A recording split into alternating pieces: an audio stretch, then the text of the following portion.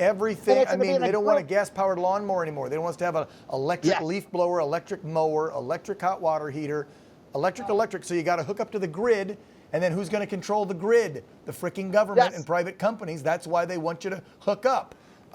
He did it. Same thing with the EV bans.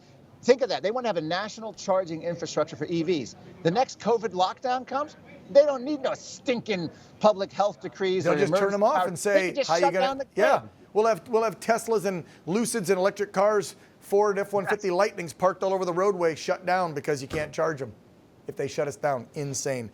Well, and I'll tell you, I think too, Mark, one of the biggest reasons is they know that Trump will be successful immediately on getting fuel prices down if we started drilling, because obviously more supply than demand, prices will come down. And they don't want him to have that win, I think, in the first few months, because they know if he does drill, baby, drill, and America becomes energy independent in the first few months of his presidency, prices drop from the $5 I'm still paying here in California back to the $2s.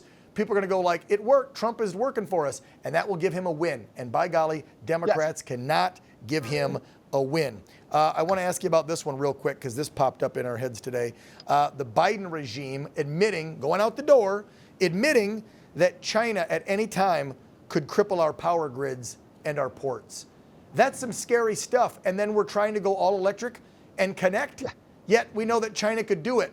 But you know what? A good old gas-powered car, they can't hack my car unless it's an electric digital car. Exactly, and it does scare you, but these cars, you have Ford having a patent to essentially have remote shut-off if you don't pay your car, if you're default on your car loan.